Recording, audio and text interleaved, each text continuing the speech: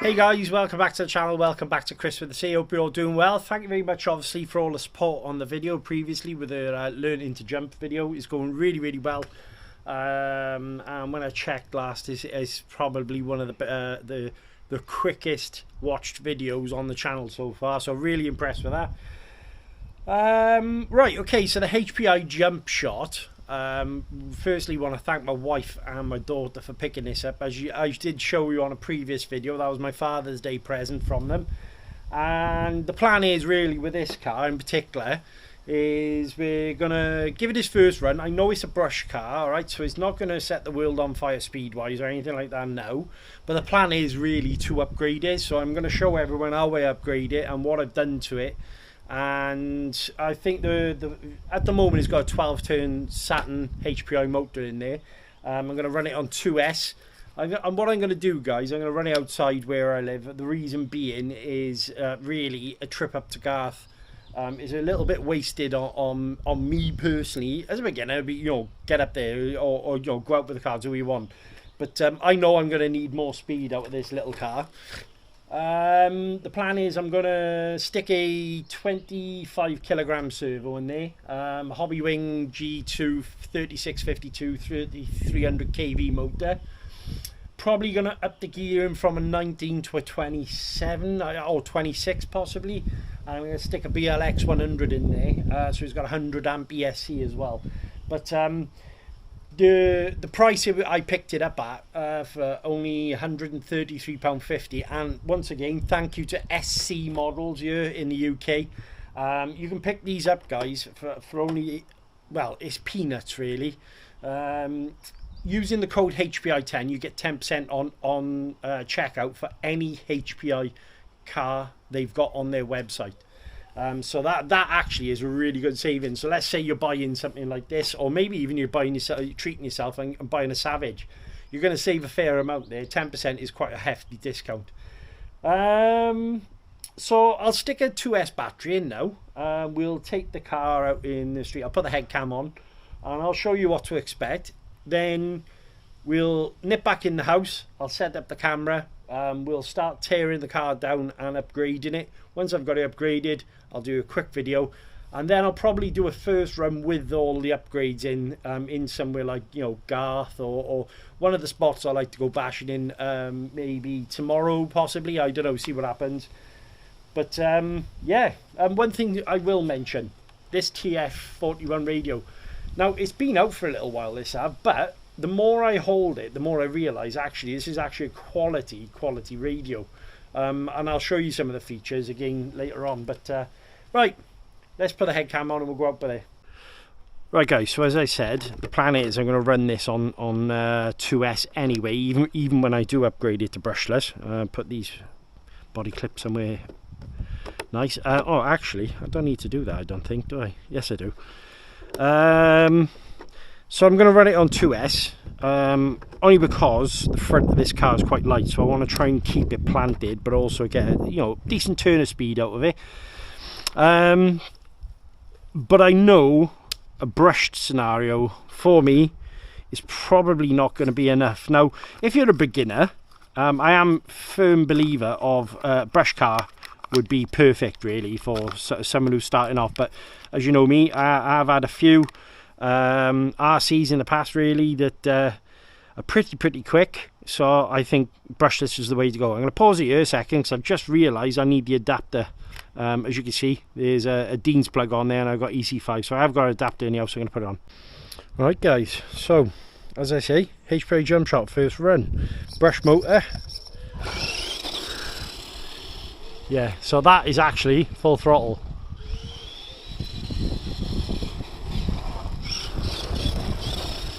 Not very fast at all, guys.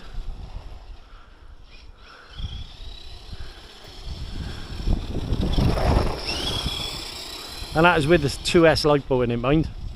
So I think you'd be lucky that that's even 10 mile an hour. Right guys, so as you've seen, not very quick at all really on the brush motor. But that's alright, we can solve that, that's not a problem. it is what it is. I mean, I always knew this wasn't going to be fast straight out of the box. It's brushed motor, stock electronics. I like everything I do on the channel. I do like to upgrade all the cars. It's kind of what the thesis of the channel has been built on. And when I was picking the car, I knew straight away that I was going to be upgrading it. So I mean, at the end of the day, I've got some parts I'm going to pop in there. So firstly, we've got that there, which is a De Servo 20 kilogram servo, so that'll improve the steering a little bit. We've also got this Hobbywing G2 easy run motor. I've had good success with this motor. I've used it in a previous car, and to be fair, it's actually quite a quick motor. I'm going to be running it on 2S though. Possibly further down the line I might run it in 3S. Let's see how the car runs. And I've also got this BLX 100 ESC knocking about, so I'm going to pop that into the car as well and remove the stock electronics and go from there. I'm not going to talk all the way through this, so what I probably will do is a time lapse while I'm working on the car, guys, so I can still talk to the family that's in while I'm doing it as well, and I'm not wasting your time. If I do spot any points for concern or anything like that, what I'll do is stop the video and I'll talk you through the process. But until then, I'm going to put it on time lapse.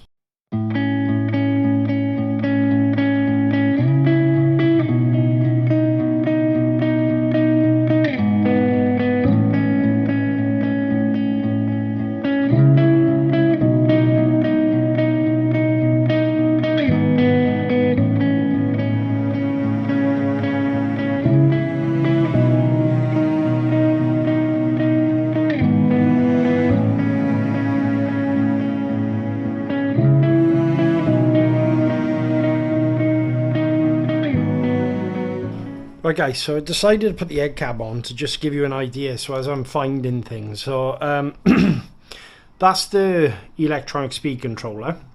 Nothing really wrong with that. Obviously when you remove it, just take your time. There was a bunch of sticky tape on the inside of here. I do like the mounting position here actually, to be honest, and it comes with obviously this little guard then for the ESC to go over the top. So that's that removed.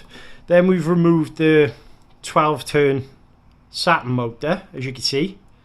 It's a 550 motor, so it's quite a big can.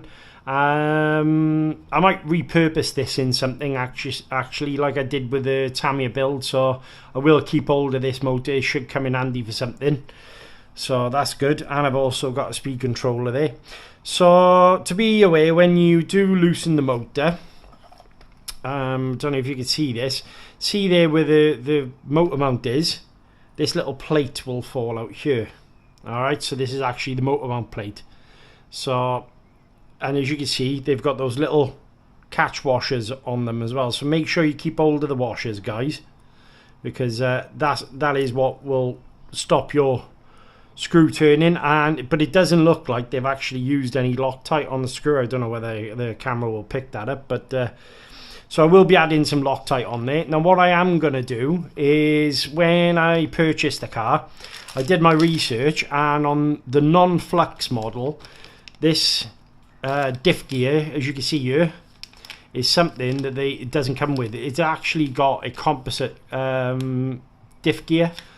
They're a 60 tooth for, I'm not sure what the pitch is on this, but as you can see, I did pick up the metal one. This was only, I think it was, what, £5, something like that. So I'm going to fit that on the car. It's nice to see as well a company using a separate receiver. Big marks to HPI for that as well. Because it means I can then use the stock controller and not have to worry about buying a new transmitter and receiver. But so far, working on it is it seems very, very easy. As you can see, it does have a slipper gear there.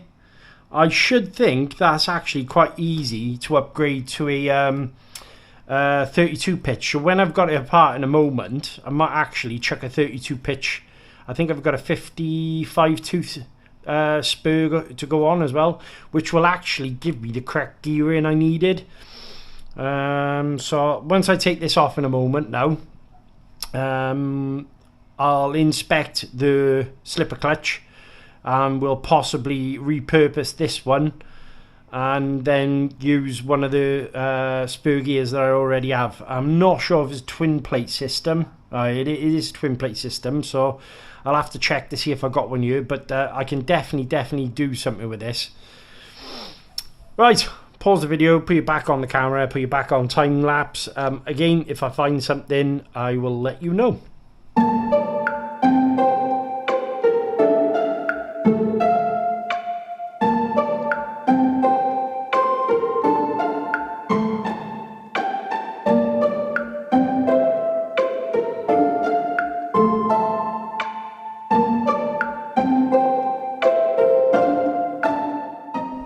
Right guys, so as you can see, that's the rear module out. So basically the back end comes out, so you've got 3 screws to hold in there, and then you've also got 2 screws at the top here, and they all attach into the bulkhead. Alright, so I'm going to strip this again now in a second and actually get the diff gear out. And then should know what we're actually looking at then to change it. But as you can see, these are all the parts that I've taken out.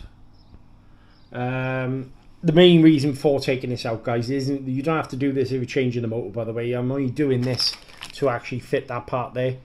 But yeah, okay, so we've got this far. Let's keep going.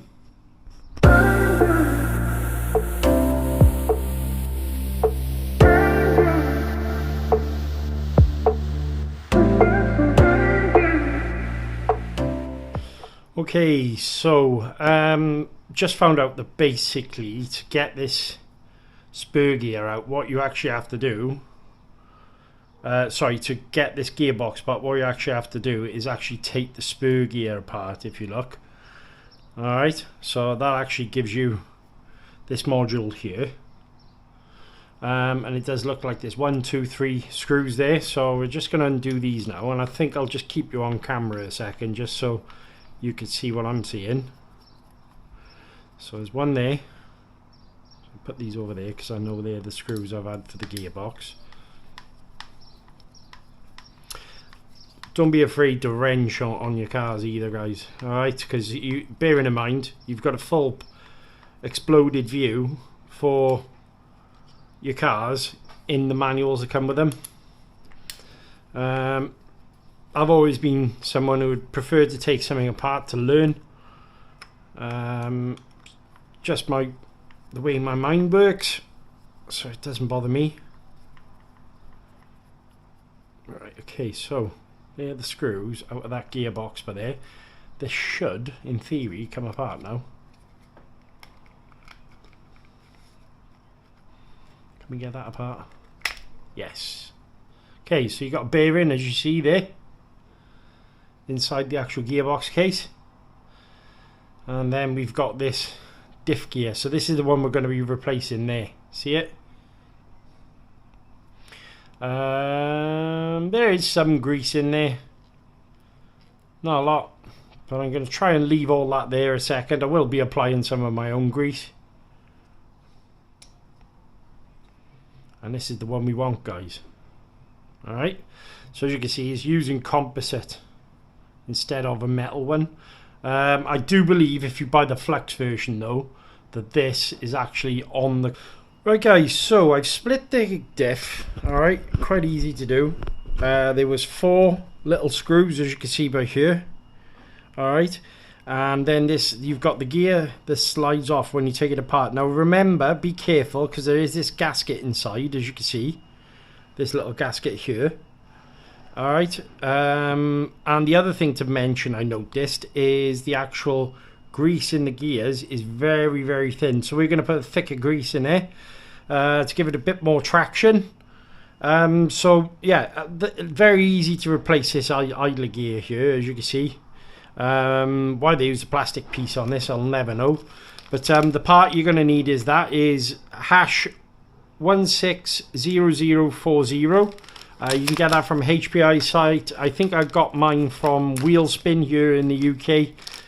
And as I said, it was around about £5. So to place it back in, Very simple to do.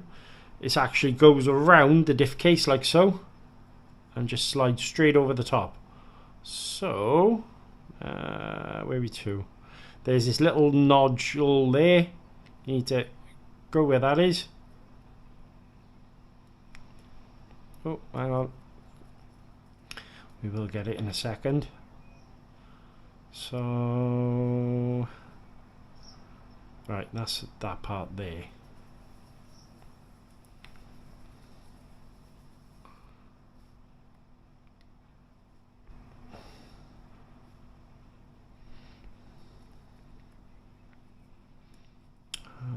Will that go on? Might have to give it a bit of a push.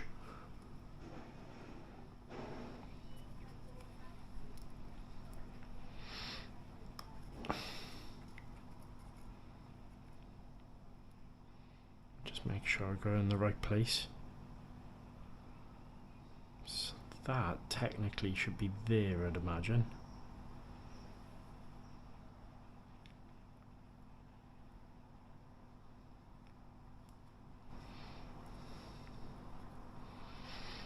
Doesn't seem to want to go on.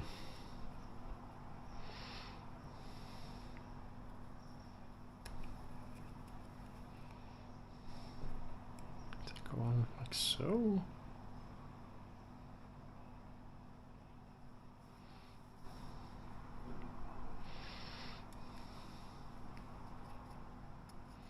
Should actually just slide over.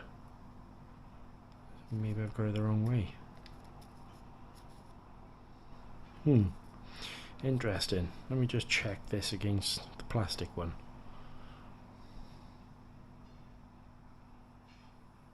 No, they seem about the same size. Slightly thinner on the gear.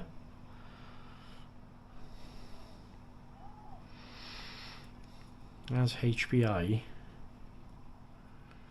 done us a dirty here. I wouldn't imagine so.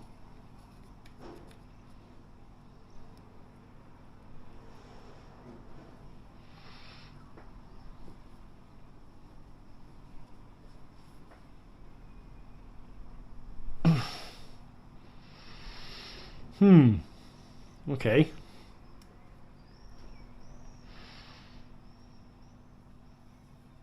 I definitely selected the right gear.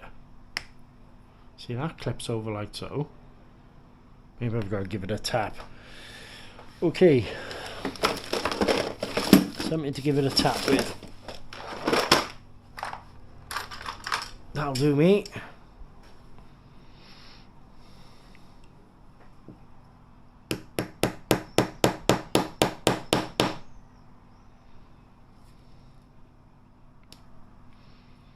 No, that doesn't seem to want to go in there.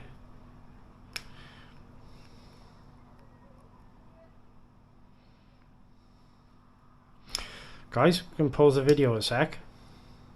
Okay, so I managed to get it on. As you can see, it did take some persuading. All I did was basically lined up the spaces underneath and then slowly tapped it on. So with the composite one, obviously the tolerances are not as good, but with the metal one, as you can see, we have got it in there, so that's good. No issues. So I've got to spare one of these now, I suppose, if the best way to look at it, but I can't imagine this one breaking in a hurry anyway.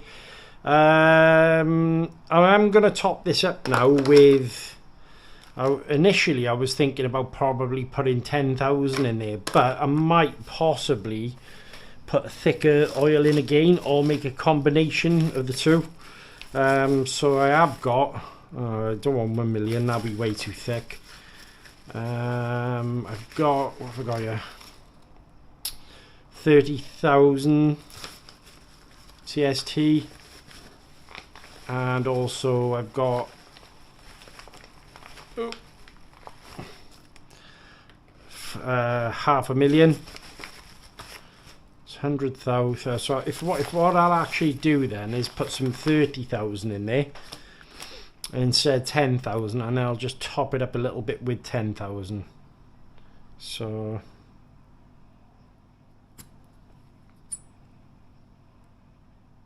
And this should give us a little bit better traction. As you can see, still not too thick, so that's not bad. And I'm going to make sure I laid it all in there, like so. So really, if they're using 10,000 in there at the moment, and that was half full anyway, I suppose, if you look at it from this point of view, is 30 and 10. Half of that, so basically you're looking around about, I suppose, 15k maybe. But should give us a bit less. The wheels were moving way too much for my liking. Right. Okay, so remember your gasket, guys, obviously, because you're going to need that. Like so. Drop your case back on. And we should be ready to go then. And straight away the actual diff feels way better. So I'm just going to take the case back off a sec. Yeah, the holes are in the right place. I'm just going to top that back up a little bit more.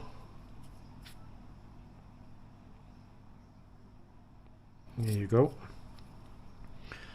Place this down. Now remember, when you're doing the diff up, guys, you want to make sure, don't worry about it coming out the sides like this, but you want to make sure that you do one screw at a time. Alright, so I'm going to place one in like so, and just find the right place for the screw to go back in. And that doesn't feel right, so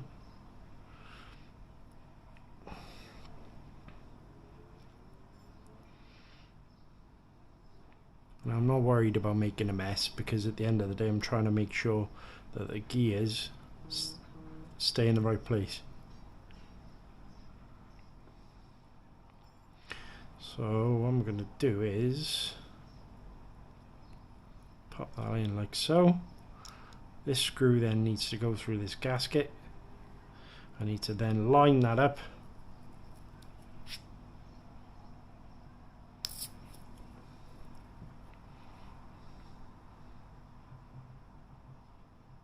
One there.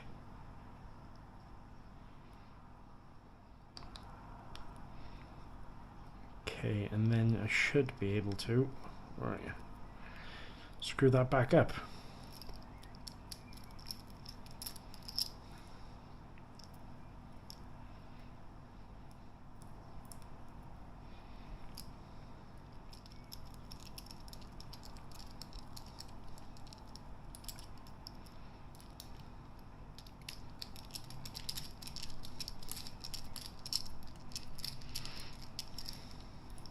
Okay, so that's one.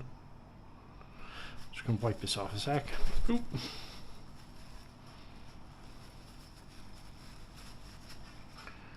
One screw there, and the diff still feels lovely, so that's good.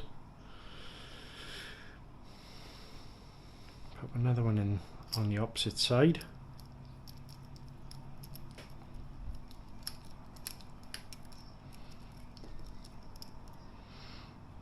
Not sure why they used Phillips heads on the diff, mind.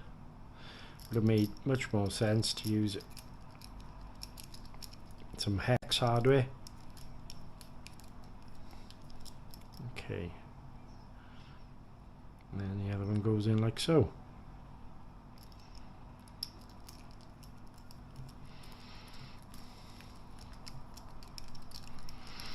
Now, remember, when you're doing up screws, 1, 2, 3, 4. 1, 2, 3, 4. Until you get a correct amount of tightness on there. So that's 1.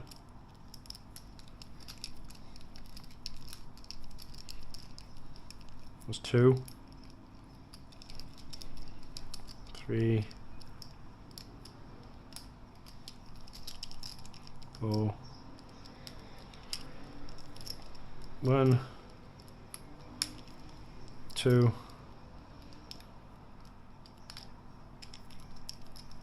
3 and 4. And right, okay, so before you put it back in the car, just check. As you can see, there's a lot more tension there. Give that a clean off and pop this back in the car. Right, okay, so time lapse again, guys. Now I've shown you how to do that, and then we'll start putting all the parts back in. Just going to clean my hands and everything. See you in a bit.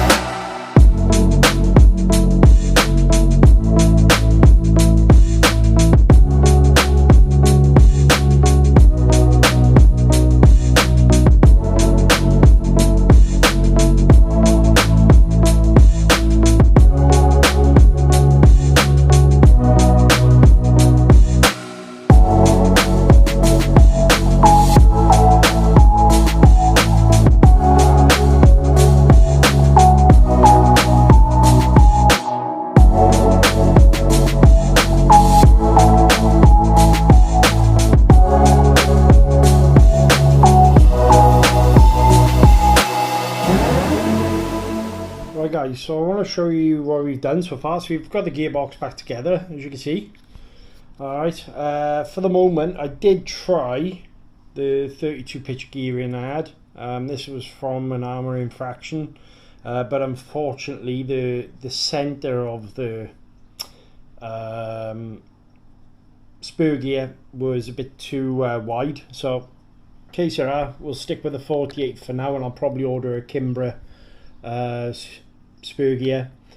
But so the pinion I've gone with is actually a 25 tooth, and as you can see, and we've actually got the motor in there now as well. So I've got the gear mesh sorted. Now, little tip if you want to set your gear mesh, all right, I'm going to be doing it in a second, is you get yourself a little piece of paper and you run it in between the spur gear and also the pinion, and just basically have it in between, and then set your mesh from there.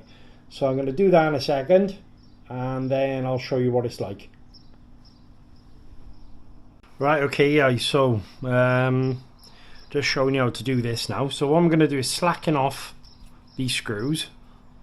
So slightly slacken that off there, and slightly slacken that one off there. Alright, and then pull it back. So give you space to run. So what you want is just a standard piece of paper, and you're going to want to feed that through like so. Alright, and then once you've done that, push your gear in tight. So what it should do is leave an impression, there you go, on there. Now, I don't know if you can see that the piece of paper is actually in between, and I've pushed the gear towards the spur gear. Alright, we want to run it in between, as you can see, the piece of paper, and it should leave a little indentation on the paper like so. Once you've got it like that, then tighten the screw up. Alright, one there and one there. Then once you've got those tightened, just roll the piece of paper back out, and you should have perfect mesh. Alright, there should be a slight rock between them, and that's it.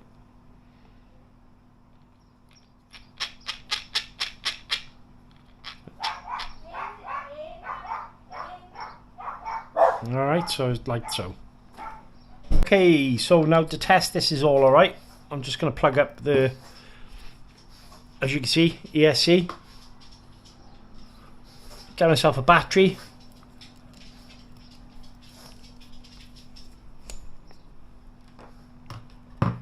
Like so. Make sure you got your transmitter on. And then we're going to plug the wires up. What we want to do is just make sure that everything is being received and all working. Turn your ESC on.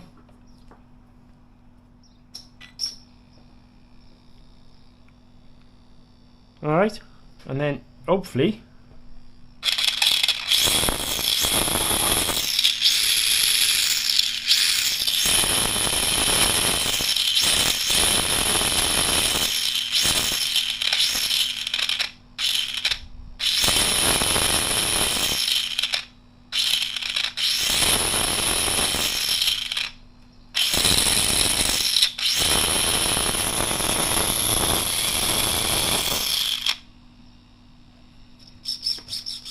we still got signal. We got signal off the remote as well.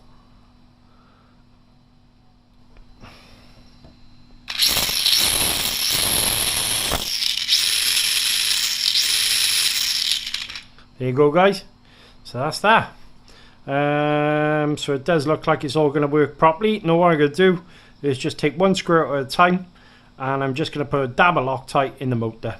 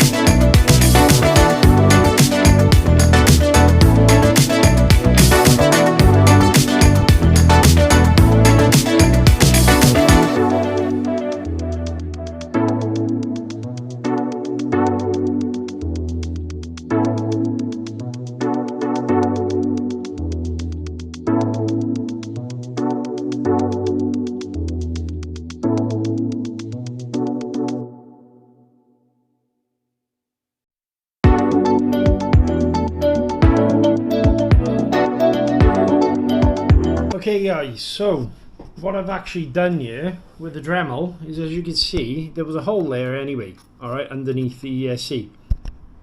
And all I've done to actually use my connector to get through to the battery tray, it just opened it ever so slightly.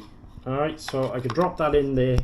I can still use my EC5s, and then the ESC can sit on top. I can sort the wiring out there. That can then go in there like so, and then my motor wires can come through this part straight through to the motor, and we'll tidy that up as well. So yeah, it's going well. I just need to sort out positioning now for the switch there, but yeah, 3300 kV BLX 100, everything's going a-okay. Just gonna put the time lapse back on, and we'll go from there. Right, okay, so I hope you can see all right. What we're gonna do now is just feed this through to the to the receiver like so. and then if you go back underneath the car, and then it should feed back through the gap there, like that. Okay, so we want all our wiring tucked up inside there. Then this one is gonna come through, I believe, this gap here, like so, and we're gonna mount that on the outside. And then this one I want to drop down into the battery box. Hang on, like that. Okay. Okay, so well, obviously I've got a cap pack on there. I want to leave that cap pack in. Let's have a look. The wiring's a bit tangled, but I can sort that out from underneath. Yeah, there you go. There you go. So that is going to sit like so, and then we should pull that out through like that. We should be able to, I just want to make sure that this is going to fit on top. Yeah, it should be fine. Right, okay, so when you're mounting an ESC, what you want to do is get yourself some isopropyl, some of this stuff to clean your surface off. Alright, or some alcohol wipes, something like that, is up to you. Get yourself a piece of rag, like that. And you just want to clean the surface that you're mounting each piece of tape to, right? So I'm going to rub that off there like that, and then rub that off there. Just making sure you've got a good clean surface to put your tape on. Right, put your cap back on, obviously, because that is pure alcohol. Get yourself your servo tape, or 3M tape, whichever, you know, depends what you want to call it. We're going to place that down like that, cut a piece off.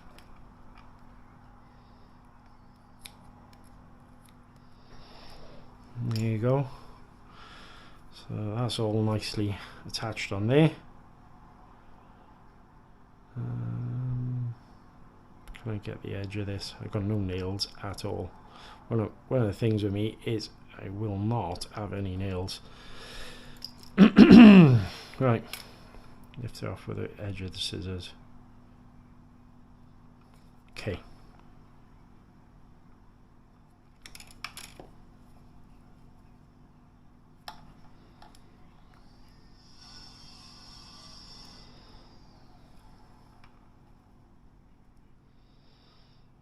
Cannot grab this.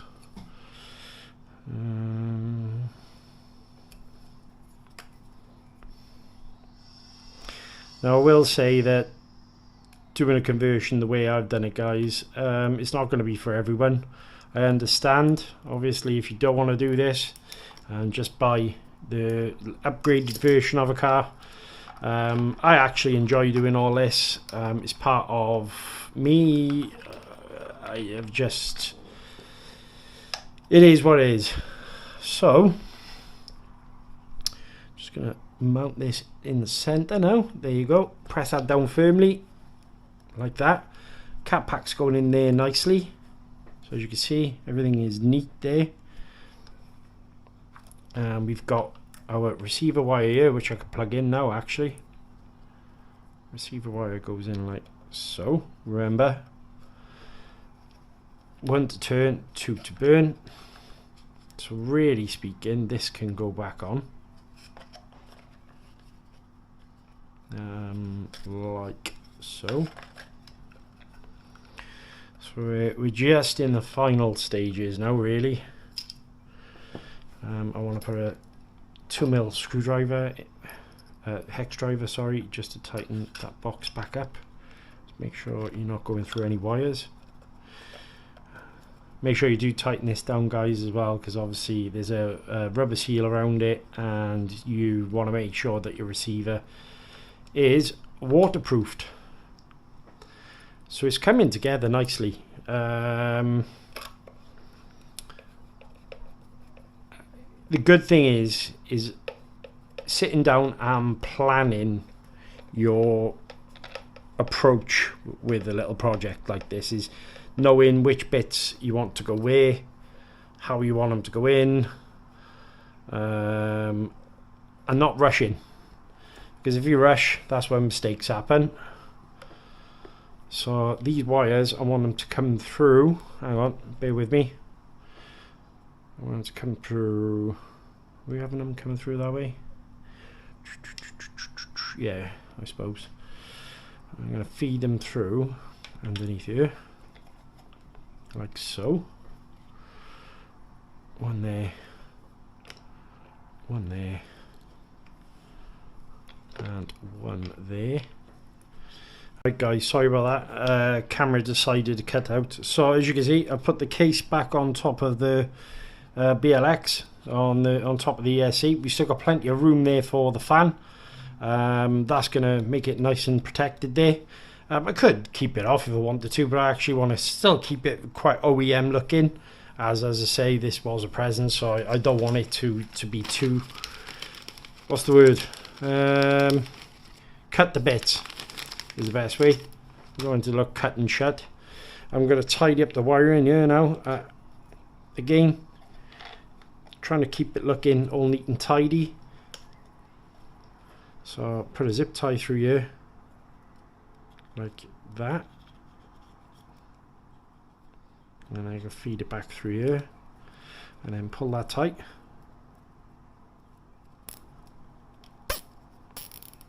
Good thing is because there's space there on the actual suspension tower, I can tighten all the wiring up so it looks neat.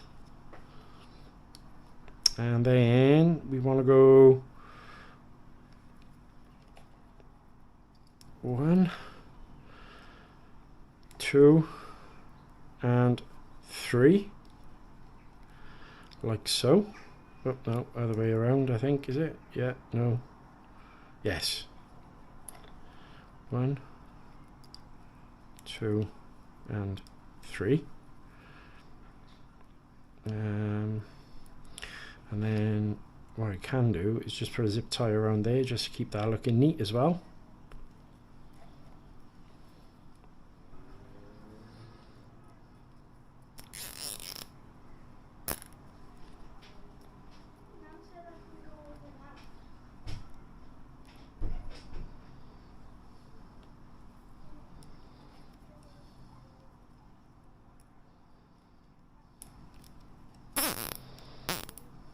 One there as well.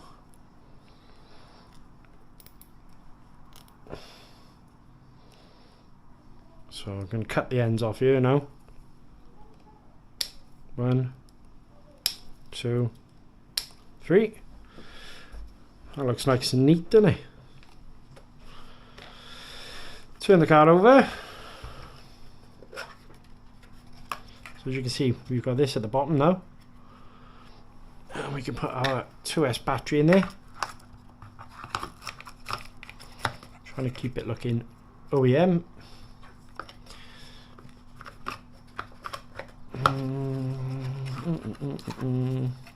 Might do it this way. Yeah, that works better.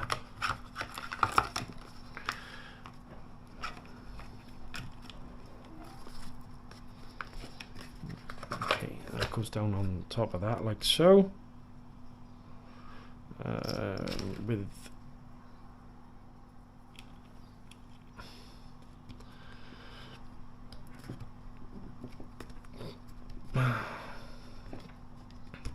there you go. So that's all in there neat. And then what I'm thinking for the power switch is take that screw out and attach it there.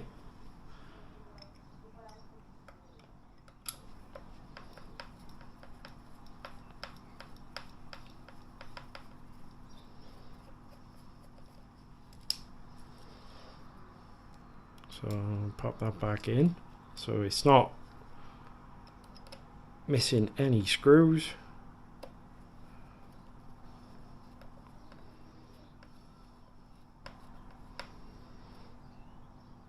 There you go, and the power switch is now attached. So when we turn it on, I think that's turned on. Yes, it is. You should now have power and also throttle.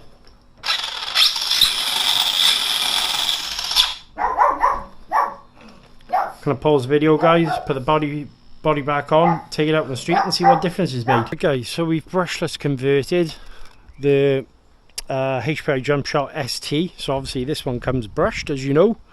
Let's give it a first go. Straight away, big difference.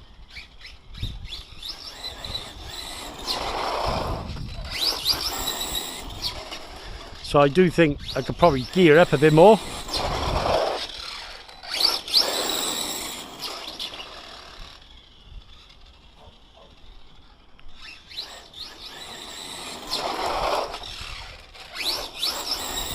Oh, wheelie as well, nice.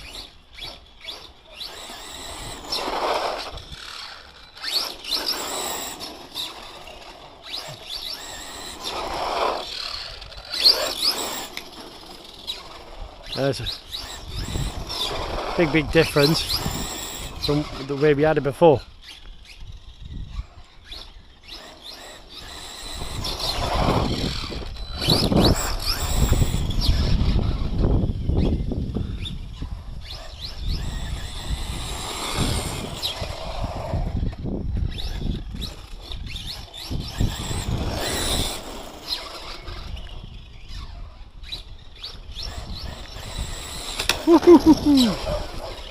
Back wheels in here.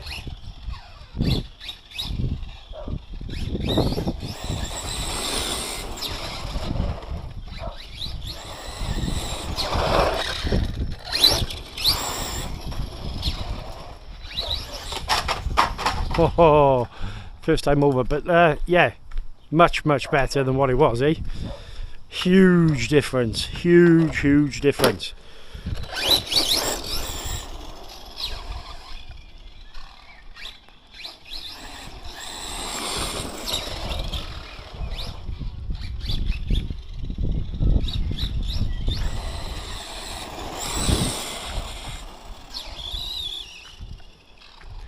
I'm going to have a lot more fun with this.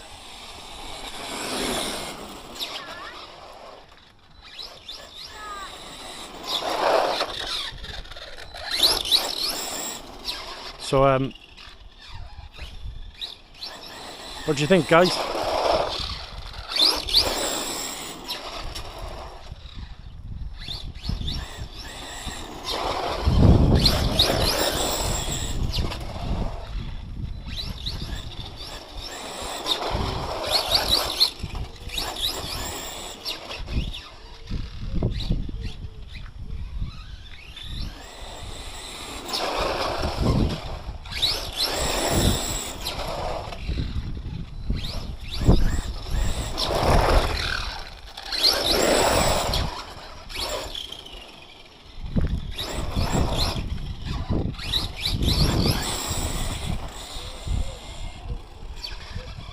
So I still think it's probably only doing about what, 30, 35, but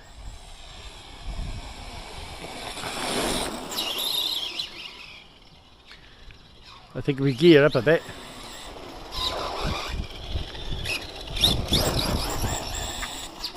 Got plenty of torque now.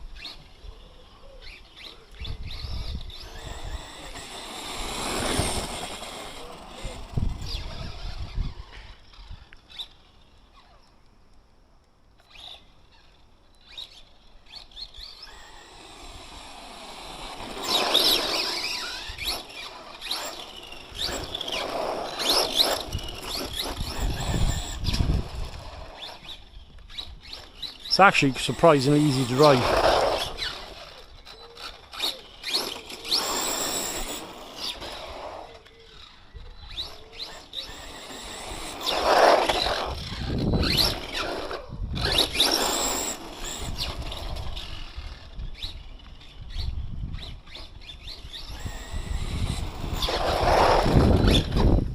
So yeah, happy days.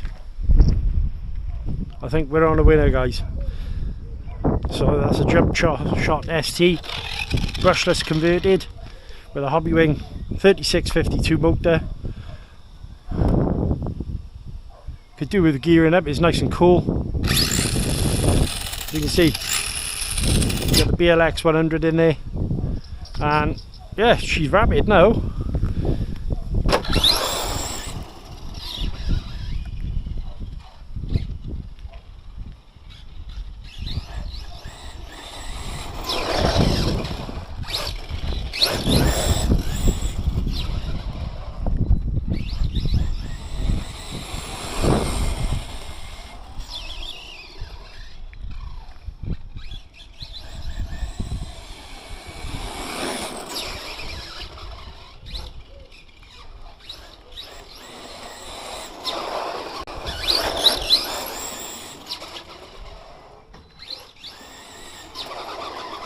Big difference, guys. Big difference. Right, guys, so what do you think? HPI Jumpshot ST. Firstly, thank you to SE Models for hooking me up with the discount. Remember, guys, HPI 10 at checkout. Thanks, Sean, obviously, for answering my questions. And also thank you to my wife and daughter for hooking me up with this for Father's Day. So I'm, quite happy.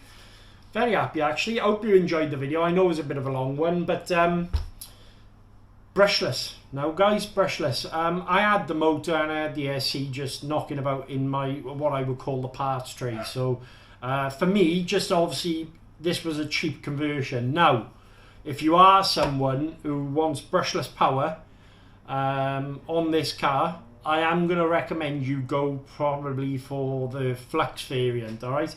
Because there are some changes in that car, but it's up to you. I mean, me personally, I like upgrading things. I quite like taking something cheap and making it faster. My opinions of the car now is it's good. It is good. It's going to take some getting used to, obviously coming off the power a little bit for braking, and then obviously using the power back out of corners, that sort of thing, because I'm, mindset is set in 4-wheel drive. But I think the way it's actually come out looks quite, well, OEM really, if you look at it. But I mean, obviously we've got the SE hidden away, all the wires and everything are routed nicely. The motor can doesn't look out of place.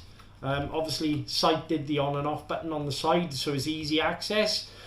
Tyres, mixed opinion with the tyres. I think they're a little bit hard. I'm going to have to run them a bit more. I don't think they're going to last that long, but it's fine. Tyres are tyres.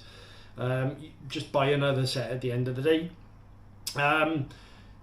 It's the same with most cars really, except the odd few that some people gravitate to go and buy the wheels for. But these, they're alright, they're not bad, they're a bit slippery. I think if you're looking for more grip though, there's probably better options out there.